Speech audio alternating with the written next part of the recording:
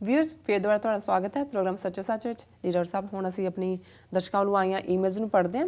ਸਾਡੀ ਪਹਿਲੀ ਈਮੇਲ ਆਈ ਹੈ ਆਸਟ੍ਰੇਲੀਆ ਤੋਂ ਵੀਰ ਹੈਰੀ ਸਿੰਘ ਜੀ ਦੀ। ਇਹ ਲਿਖਦੇ ਹਨ, ਡਾਕਟਰ ਸਾਹਿਬ ਜੀ ਸਤਿ ਸ਼੍ਰੀ ਅਕਾਲ। ਸਤਿ ਸ਼੍ਰੀ ਅਕਾਲ। ਅਕਾਲੀ ਦਲ ਅੰਮ੍ਰਿਤਸਰ ਅਤੇ ਹੋਰ ਸਿੱਖ ਜਥੇਬੰਦੀਆਂ ਦੀ ਪੰਜਾਬ ਵਿੱਚ ਮੋਦੀ ਅਡਵਾਨੀ ਦੀ ਰੈਲੀ ਦੇ ਖਿਲਾਫ ਨਾਅਰੇਬਾਜ਼ੀ, ਪੰਜਾਬ ਡਰੱਗ ਕਾਂਡ ਵਿੱਚ ਮੌਜੂਦਾ ਸਰਕਾਰ ਦੇ ਖਿਲਾਫ ਸੁਪਰੀਮ ਕੋਰਟ ਤੋਂ CBI ਇਨਕੁਆਇਰੀ ਦੀ ਮੰਗ ਕਰਨੀ ਆਦਿ ਵਿੱਚ ਯਤਨਸ਼ੀਲ ਹਨ।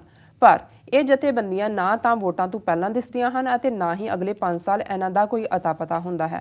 ਇਉਂ ਜਾਪਦਾ ਹੈ ਜਿਵੇਂ ਇਹ ਸਿੱਖਾਂ ਨੂੰ ਭੰਬਲ ਭੁੱਸੇ ਵਿੱਚ ਪਾ ਕੇ ਰੱਖਣਾ ਚਾਹੁੰਦੀਆਂ ਹਨ, ਜਿਵੇਂ ਕਿ ਇਹ ਸਿੱਖ ਮਸਲਿਆਂ ਨੂੰ ਗਰਮਾ ਕੇ ਰੱਖਣਾ ਚਾਹੁੰਦੀਆਂ ਹੋਣ ਪਰ ਸੱਤਾ ਦੁਸ਼ਮਣ ਕੋਲ ਹੀ ਰੱਖਣਾ ਚਾਹੁੰਦੀਆਂ ਹਨ। ਮੈਂ ਮਜ਼ਾਕ ਵਿੱਚ ਇਹ ਵੀ ਕਹਿ ਸਕਦਾ ਹਾਂ ਕਿ ਇਹ ਜਥੇਬੰਦੀਆਂ ਕਾਂਗਰਸ ਤੇ ਬਾਦਲ ਦੀਆਂ B ਟੀਮਾਂ ਹਨ। ਬਾਦਲ ਤੇ ਕਾਂਗਰਸ ਦੀ ਜਨਤਾ ਤੇ ਪਕੜ ਹੈ। ਆਮ ਆਦਮੀ ਪਾਰਟੀ ਨੇ ਜਨਤਾ ਤੱਕ ਆਪਣਾ ਸੁਨੇਹਾ ਕਾਮਯਾਬੀ ਨਾਲ ਦਿੱਤਾ ਹੈ।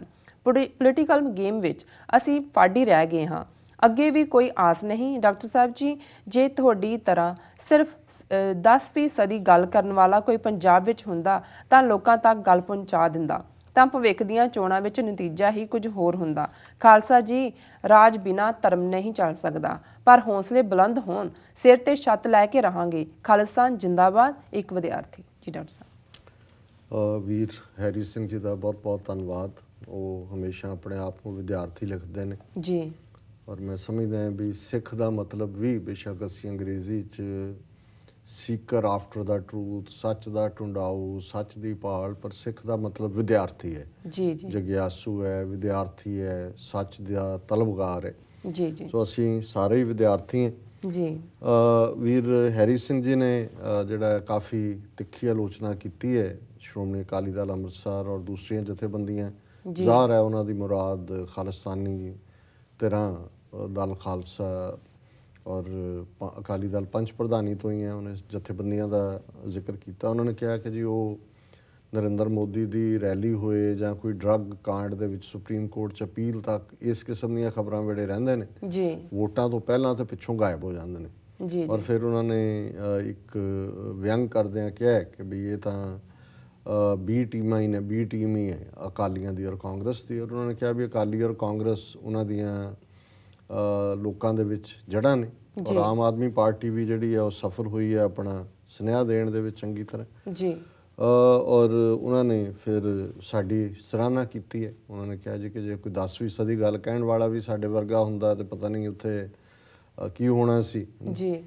ਸੋ ਅਖੀਰ 'ਚ ਉਹਨਾਂ ਨੇ ਬੜੀ ਮਜ਼ਬੂਤੀ ਦੇ ਨਾਲ ਕਿ ਵੀ ਅਸੀਂ ਸਿਰ 'ਤੇ ਛੱਤ ਬਣਾਉਣੀ ਹੈ ਜੀ ਜੀ, ਤੇ ਖਾਲਿਸਤਾਨ ਜ਼ਿੰਦਾਬਾਦ ਜੀ। ਸੋ ਅਸੀਂ ਅਖੀਰ ਤੋਂ ਸ਼ੁਰੂ ਕਰਦੇ ਹਾਂ ਕਿ ਵੀ ਤੁਹਾਡੇ ਮੂੰਹ 'ਚ ਘਿਓ ਸ਼ੱਕਰ ਜੀ, ਕਿਉਂਕਿ ਬਿਨਾਂ ਛੱਤ ਤੋਂ ਤਾਂ ਪੰਛੀ ਵੀ ਨਹੀਂ ਹੁੰਦੇ। ਆਲਣਾ ਇਸ ਨੂੰ ਹੀ ਕਹਿੰਦੇ ਨੇ ਜੀ, ਆਲਣਾ ਬਣਾਉਣਾ। ਔਰ ਇਹ ਜਦੋਂ ਇੱਕ ਅਸੀਂ 5ਵੀਂ ਵੱਡੀ ਕੌਮ ਹੈ ਦੁਨੀਆ ਦੀ, 13 ਹੈ, 5ਵਾਂ ਵੱਡਾ ਧਰਮ ਹੈ, 30 ਮਿਲੀਅਨ ਦੀ ਸਾਡੀ ਗਿਣਤੀ ਹੈ ਜੀ।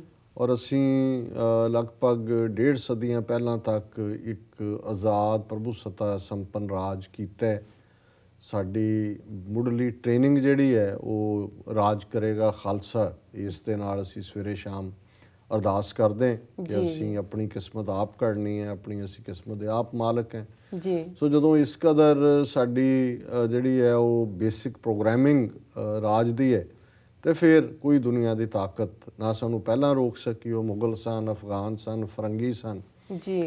ਖਾਲਸੇ ਦੇ ਅੰਦਰ ਆਪਣੀ ਪ੍ਰਭੂਸੱਤਾ ਦੀ ਗੱਲ, ਸੋਵਰਨਿਟੀ, ਬਾਦਸ਼ਾਹ ਦੀ ਗੱਲ ਹਮੇਸ਼ਾ ਰਹੀ ਜੀ। ਔਰ ਅੱਜ ਵੀ ਇਸ ਦੇ ਬਾਵਜੂਦ ਕਿ ਰੁਕਾਵਟਾਂ ਨੇ, ਮੁਸ਼ਕਿਲਾਂ ਨੇ, ਨਾ ਪੱਕੀ ਗੱਲ ਹੈ, ਇਉਂ ਜਾਪਦਾ ਹੈ ਪੰਜਾਬ 'ਚ ਸਾਡੀਆਂ ਧਿਰਾਂ ਬਿਲਕੁਲ ਹਾਸ਼ੀਆ ਕਿ ਹਾਸ਼ੀਏ ਤੋਂ ਵੀ ਬਾਹਰ ਨੇ ਜੀ। ਪਰ ਇਹਦੇ ਬਾਵਜੂਦ ਇਸ ਗੱਲ ਦਾ ਧਿਆਨ ਰਹੇ ਕਿ ਦੁਸ਼ਮਣ ਇਸ ਗੱਲ ਨੂੰ ਚੰਗੀ ਤਰ੍ਹਾਂ ਸਮਝਦਾ, ਸਾਡੇ ਆਪਣਿਆਂ ਨੂੰ ਸਮਝ ਹੋਏ ਨਾ ਹੋਏ, ਕਿ ਸਿੱਖ ਜਿਹੜੇ ਨੇ ਇਹ ਹਟਦੇ ਨਹੀਂ ਨੇ ਜੋ ਧਾਰ ਲੈਣ ਜੀ। ਔਰ ਅਲਟੀਮੇਟਲੀ ਜਿਹੜੀ ਹੈ ਉਹ ਲੜਾਈ ਉਸ ਕੌਮ ਨਾਲ ਹੀ ਲੜ ਰਹੇ ਨੇ ਜਿਹਨੇ ਹਾਰਨਾ ਨਹੀਂ ਜੀ। ਜੇ ਸਾਡਾ ਇੱਕ ਵੱਡਾ ਤਬਕਾ ਦਿਲ ਛੱਡ ਚੁੱਕਾ ਹੈ ਤੇ ਇਹ ਕਸੂਰ ਉਹਨਾਂ ਦਾ ਹੈ। ਨਾ ਹਿਸਟਰੀ ਇਸ ਗੱਲ ਨੂੰ ਜਸਟੀਫਾਈ ਕਦੇ ਕਰੇਗੀ ਕਿ ਸਿੱਖ ਛੱਡ ਸਕਦੇ ਨੇ ਗੱਲ, ਤੇ ਨਾ ਹੀ ਦੁਸ਼ਮਣ ਜਿਹੜਾ ਹੈ ਇਸ ਤੋਂ ਅਵੇਸਲਾ ਜੀ।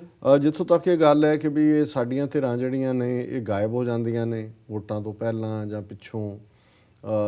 ਦੇਖੋ ਇਹਦੇ 'ਚ ਕੋਈ ਸ਼ੱਕ ਨਹੀਂ ਹੈ ਵੀ, ਔਰ ਇਸ 'ਤੇ ਮੇਰਾ ਵੀ ਹਮੇਸ਼ਾ ਹੀ ਇੱਕ ਰੋਸ ਵੀ ਹੈ ਆਪਣੀਆਂ ਧਿਰਾਂ 'ਤੇ ਜੀ, ਕਿ ਇੱਕ ਤਾਂ ਜੁਝਾਰੂ ਲਹਿਰ ਦਾ ਟਾਈਮ ਸੀ, ਉਦੋਂ ਵੀ ਅਸੀਂ ਓਪਰਚੁਨਿਟੀ ਗਵਾਈ ਕਿਉਂਕਿ ਦੁਨੀਆ ਭਰ ਦੀਆਂ ਜਿਹੜੀਆਂ ਆਰਮਡ ਸਟਰਗਲਸ ਨੇ, ਮਿਲਟਰੀ ਸਟਰਗਲਸ ਨੇ, ਉਹ ਉਸ ਦਾ ਪੋਲੀਟੀਕਲ ਮੁਫਾਦ ਤਾਂ ਹਮੇਸ਼ਾ ਸਿਆਸੀ ਧਿਰ ਨੂੰ ਮਿਲਦਾ, ਜਿਹੜੀ ਕਿ ਪੈਰਲਲ ਧਿਰ ਬਣਾਈ ਜਾਂਦੀ ਹੈ ਜੀ। ਹੁਣ ਬੇਸ਼ੱਕ ਗਾਂਧੀ ਜਾਂ ਨਹਿਰੂ ਜਾਂ ਇਹਨਾਂ ਦੀ ਕ੍ਰਾਂਤੀਕਾਰੀਆਂ ਪ੍ਰਤੀ, ਦੂਜਿਆਂ ਪ੍ਰਤੀ ਕੀ ਅਪਰੋਚ ਹੋਏ ਜਿਹੜੇ ਹਥਿਆਰਬੰਦ ਸੰਘਰਸ਼ ਕਰ ਰਹੇ ਸੀ, ਪਰ ਇਹਦੇ 'ਚ ਕੋਈ ਸ਼ੱਕ ਨਹੀਂ ਹੈ ਕਿ ਜਦੋਂ ਕ੍ਰਾਂਤੀਕਾਰੀ ਲਹਿਰ ਉੱਠਦੀ ਸੀ, ਉਹ ਬੇਸ਼ੱਕ ਗਦਰ ਪਾਰਟੀ ਆਈ ਜਾਂ ਬਾਅਦ ਦੇ ਵਿੱਚ ਸ਼ਹੀਦ ਭਗਤ ਸਿੰਘ ਔਰ ਦੂਸਰੀਆਂ ਧਿਰਾਂ ਆਈਆਂ ਜੀ, ਤੇ ਉਸ ਦਾ ਫਾਇਦਾ ਤਾਂ ਅਲਟੀਮੇਟਲੀ ਕਾਂਗਰਸ ਨੂੰ ਹੀ ਮਿਲਦਾ ਸੀ, ਕਿਉਂਕਿ ਅੰਗਰੇਜ਼ ਉਹਨਾਂ ਦੇ ਨਾਲ ਗੱਲਬਾਤ ਕਰਦੇ ਸੀ। ਉਹਨਾਂ ਨੂੰ ਸੀ ਕਿ ਵੀ ਅਦਰਵਾਈਜ਼ ਜ਼ਿਆਦਾ ਲੋਕ ਇਸ ਪਾਸੇ ਨਾ ਚਲੇ ਜਾਣ ਜੀ। ਹੁਣ ਅਮਰੀਕਾ ਦੇ ਵਿੱਚ ਵੀ ਬੇਸ਼ੱਕ ਕੰਸੈਸ਼ਨ ਜਾਂ ਸਿਵਲ ਲਿਬਰਟੀਜ਼ ਦਾ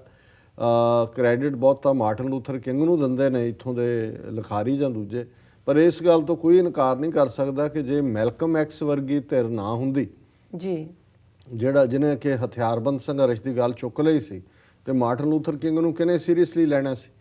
ਸੋ ਅਸੀਂ ਇਹ ਗੱਲ ਨਹੀਂ ਸਮਝ ਸਕੇ। 84 ਤੋਂ ਬਾਅਦ ਦੇ ਫੇਜ਼ ਦੇ ਵਿੱਚ ਅਸੀਂ ਆਪਣਾ ਕੋਈ ਪੈਰਲਲ ਪੋਲੀਟੀਕਲ ਮੂਵਮੈਂਟ ਨਹੀਂ ਖੜੀ ਕੀਤੀ। ਨਤੀਜਾ ਇਹ ਹੋਇਆ ਵੀ ਘੱਲੂਕਾਰਾ ਹੋਇਆ ਤੇ ਫਾਇਦਾ ਉਸ ਤੋਂ ਬਾਅਦ ਬਰਨਾਲੇ ਨੂੰ ਮਿਲਿਆ ਕਿ 2/3 ਬਹੁਮਤ ਨਾਲ ਅਕਾਲੀ ਜਿੱਤੇ ਜੀ। ਜਿਸ ਸੰਘਰਸ਼ ਨੇ ਬੇਅੰਤ ਸਿੰਘ ਦਾ ਖਾਤਮਾ ਕੀਤਾ ਤੇ ਸਾਡੇ ਕੋਲ ਕੋਈ ਪੈਰਲਲ ਪੋਲੀਟੀਕਲ ਪਾਰਟੀ ਨਹੀਂ ਸੀ, ਫਾਇਦਾ ਉਹਦਾ ਜਿਹੜਾ ਉਹ ਬਾਦਲ ਨੂੰ ਹੋਇਆ। ਔਰ ਲਗਾਤਾਰਤਾ ਨਾਲ ਜਦੋਂ ਵੀ ਕੋਈ ਇਵੈਂਟ ਵਾਪਰਦੀ ਹੈ, ਉਸ ਦਾ ਫਾਇਦਾ ਜਿਹੜਾ ਉਹ ਪੋਲੀਟੀਕਲੀ ਅਕਾਲੀ ਚੁੱਕਦੇ ਨੇ ਔਰ ਵਿੱਚੋਂ ਅਕਾਲੀ ਜੜ੍ਹਾਂ ਵੱਢਣ ਤੇ ਲੱਗੇ ਹੋਏ ਨੇ।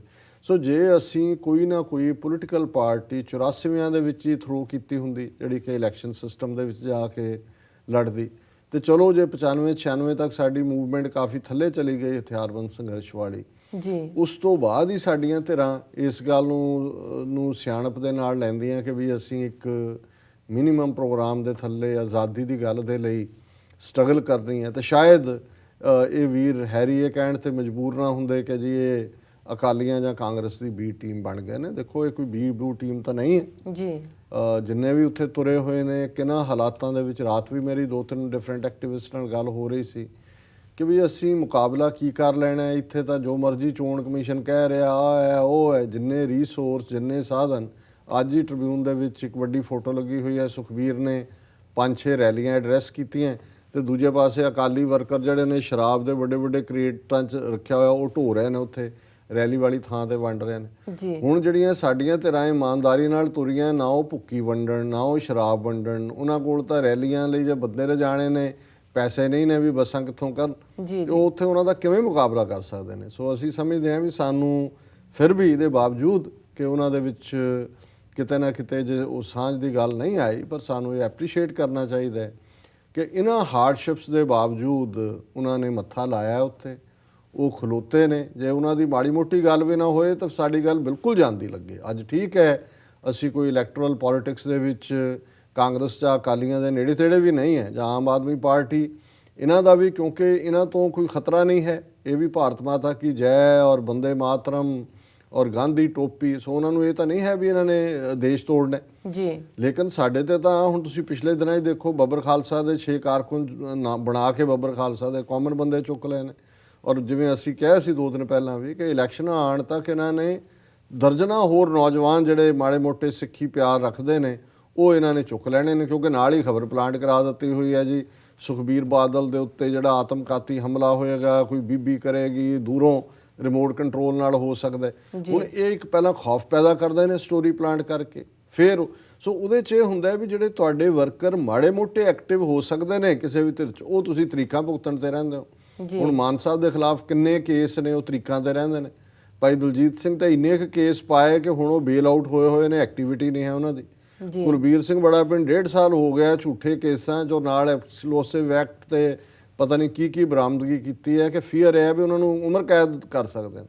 ਸੋ ਉੱਥੇ ਜਦੋਂ ਹਾਲਾਤ ਇਹ ਨੇ, ਸੋ ਕੌਣ ਨਾਲ ਲੱਗੇਗਾ ਜਿਨ੍ਹਾਂ ਦੇ ਉੱਤੇ ਇੱਦਾਂ ਦੇ ਕੇਸ ਹੁੰਦੇ ਨੇ, ਫਿਰ ਲੋਕ ਉਹਨਾਂ ਦੇ ਨਾਲ ਨਹੀਂ ਆ ਕੇ, ਹਰ ਇੱਕ ਨੂੰ ਆਪਣੀ ਸੇਫਟੀ ਪਿਆਰੀ ਹੁੰਦੀ ਹੈ।